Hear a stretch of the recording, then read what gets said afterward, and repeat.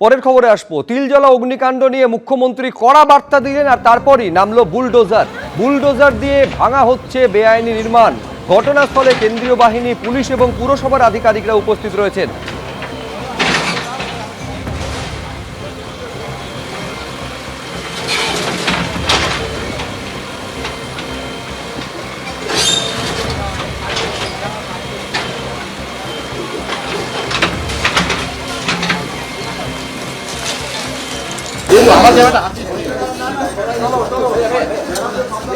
ঘটনাস্থলে পৌঁছন পুর ও নগর উন্নয়ন মন্ত্রী অগ্নিমিত্রা পাল, সঙ্গে পুর কমিশনার ছিলেন। পুলিশের উপস্থিতিতে কোথায় কোথায় বেআইনি নির্মাণ রয়েছে এবং কিভাবে সেটা কাজ হচ্ছে, এই বেআইনি নির্মাণ ভাঙার কাজ সবটা তদারকি করেন পুরমন্ত্রী। যে অভিযোগ এসেছিল, একেবারে যে রিপোর্ট দেওয়া হয়েছিল, তিলজলায় যে চামড়ার কারখানায় আগুন লাগে সেই নিয়ে রিপোর্ট যায় মুখ্যমন্ত্রীর কাছে। কোনো অনুমতি ছিল না, কোনো বিল্ডিং প্ল্যান ছিল না, একটা অবৈধ নির্মাণ। তারপরই এই নির্মাণ ভেঙে ফেলার নির্দেশ দেন, এই অবৈধ নির্মাণ ভেঙে ফেলার নির্দেশ দেন মুখ্যমন্ত্রী শুভেন্দু অধিকারী।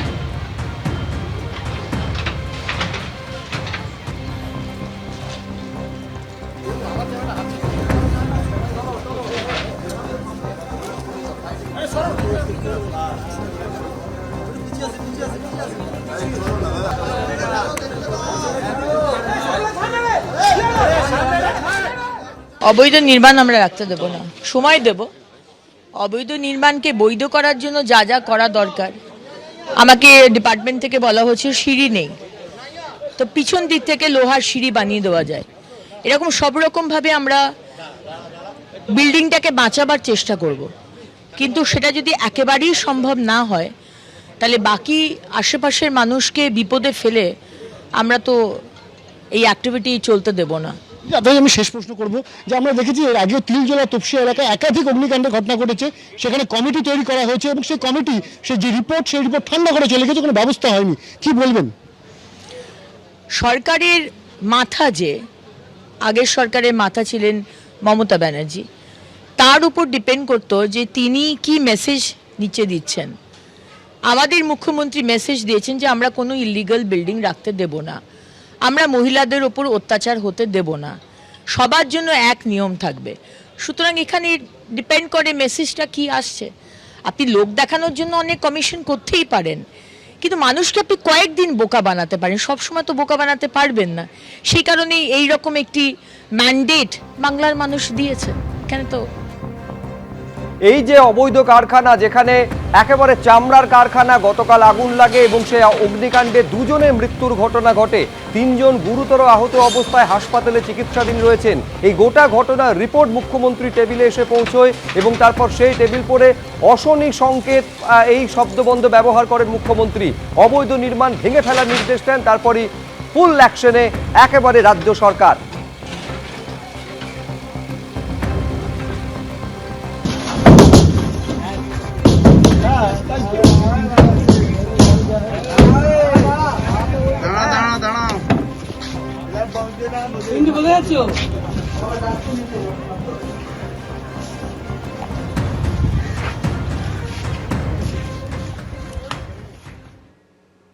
গতকাল তিলজলা পিএসে অগ্নিসংযোগ এবং দুর্ঘটনা ঘটে, যাতে 2 জন মারা গেছিলেন, 3 জন আহত হয়েছিলেন। কমিটি রিপোর্টে যা পাওয়া গেছে, এটা আমাদের রাজ্যে বা কলকাতার ক্ষেত্রে একটি অশনি সংকেত। ওই অবৈধ ওয়ার্কশপ বা কারখানায় কোনো বিল্ডিং প্ল্যান নেই। The basic norms of fire এবং ইলেকট্রিসিটি ওখানে ছিল না। ওই অবৈধ কারখানার মালিক শেখ নাসির এবং শামীম মোহাম্মদ, তাদেরকে গ্রেপ্তার করা হয়েছে আজকে সকালে। বিদ্যুৎ সরবরাহকারী সংস্থাকে পার্মানেন্ট ইলেকট্রিক ডিসকানেকশন করার অর্ডার দিয়েছি এবং সিএসসি কে বিদ্যুৎ সচিবের মাধ্যমে জানানো হয়েছে যত এই ধরনের বিল্ডিং প্ল্যান স্যাংশন নেই, অবৈধ কারখানা আছে, বিশেষ করে কসবা, তিলজলা, মমিনপুর, ইকবালপুর সহ এই এলাকাতে, ইমিডিয়েটলি একটি ইন্টারনাল অডিট করে যাদের যাদের বিল্ডিং প্ল্যান স্যাংশন নেই তাদের ইলেকট্রিসিটি ডিসকানেক্ট করার জন্য আমাদের পৌর নগর উন্নয়ন সচিবকে নির্দেশ দেওয়া হয়েছে একদিনের মধ্যে ওই অবৈধ স্ট্রাকচার ভেঙে ফেলার জন্য কেএমসির উদ্যোগে কলকাতা পুলিশের সাহায্য নিয়ে, এবং একইভাবে কেএমসি কে বলা হয়েছে এই ধরনের অবৈধ বিপজ্জনক কারখানাগুলিতে জলের লাইন কেটে দেওয়ার জন্য।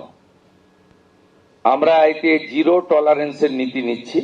যারা সতর্ক হতে চান সতর্ক হয়ে যান, যারা বেআইনি কাজকর্ম করছেন তাদেরকেও আমরা সংশোধিত হতে এবং এই ধরনের কাজ থেকে বিরত থাকার জন্য কড়া নির্দেশিকা এবং পরামর্শ দিচ্ছি। মুখ্যমন্ত্রী বলেছিলেন একদিনের মধ্যে এই অবৈধ নির্মাণ ভেঙে ফেলতে হবে, আর মুখ্যমন্ত্রীর এই সাংবাদিক বৈঠকের 2 ঘন্টার মধ্যেই একেবারে তিলজলায় সেখানে পৌঁছে যায় বুলডোজার। ভাঙার কাজ শুরু হয়। 2টি অবৈধ নির্মাণ ভাঙার কাজ করা হচ্ছে। প্রথমে এই যে অবৈধ 2টি বিল্ডিং রয়েছে সেটিকে খালি করা হয়, তার আগে বিদ্যুৎ সংযোগ এবং জলের লাইন বিচ্ছিন্ন করে দেওয়া হয়, তারপর বুলডোজার দিয়ে বাড়ি ভাঙার কাজ চলছে। যেখানে আগুন লেগেছিল সেই বাড়িটির সামনের অংশ ভেঙে দিল। এই মুহূর্তে বুলডোজার দিয়ে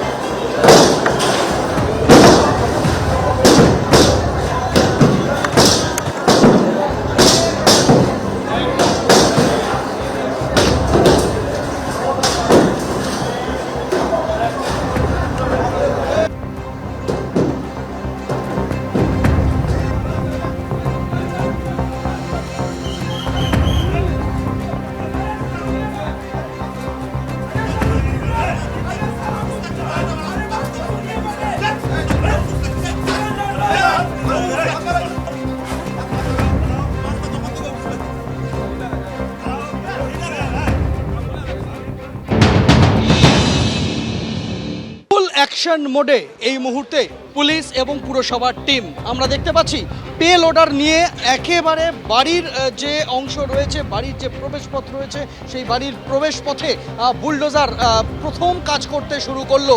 আমরা দেখতে পাচ্ছি যে কার্নিশ ভাঙা দিয়ে শুরু হচ্ছে, রাস্তার ওপর এসে গিয়েছিল কার্নিশের একটা অংশ এবং সেই পে লোডার বা বুলডোজার তা চলতে শুরু করলো এবং একদিকে যেরকম বাড়ির ভেতরের উঠে ছাদ ভাঙার কাজ শুরু হয়েছে, তার ঠিক পাশে একেবারে একতলার সামনে যে কার্নিশের অংশ রয়েছে যা রাস্তাকে কিছুটা ছুঁয়ে ফেলেছিল, সেই অংশ ভাঙার কাজ শুরু হয়েছে। পে লোডার নিয়ে আসা হয়েছিল একাধিক, সেই একাধিক পে লোডার বিভিন্ন গলি পথে নিয়ে এসে অপেক্ষায় রাখা হয়েছিল। এবার ঘড়ির কাঁটায় সন্ধ্যে 6টা প্রথম পে লোডার কাজ শুরু করলো। আমরা দেখতে পাচ্ছি সেই পে লোডারের ঘায়ে একে একে গুড়িয়ে যাচ্ছে এই যে বেআইনি বহুতল, যে বেআইনি বহুতলের দোতলার অংশে ছিল চামড়ার সামগ্রীর কারখানা, যে কারখানায় অগ্নিদগ্ধ হয়ে 2 জনের মৃত্যু হয়, 3 জন হাসপাতালে মৃত্যুর সাথে পাঞ্জা লড়ছেন শ্রমিক, সেই বাড়িতে এই মুহূর্তে পে লোডার দিয়ে ভাঙার কাজ শুরু হলো।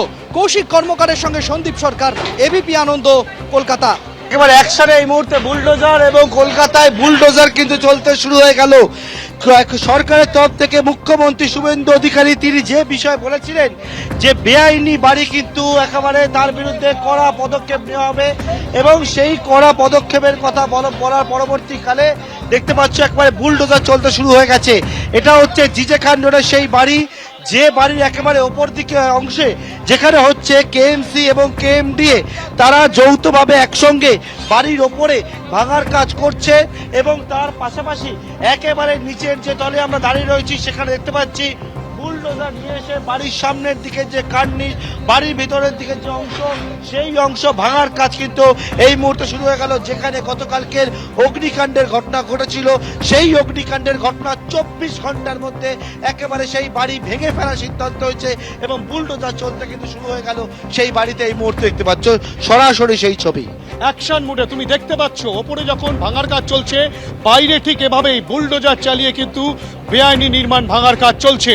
এবং যেটা প্রশাসনের তরফ থেকে জানা যাচ্ছে যে এই বিল্ডিং কিন্তু বেআইনি এবং এই বিল্ডিংয়ে কিন্তু অবৈধ নির্মাণ রয়েছে।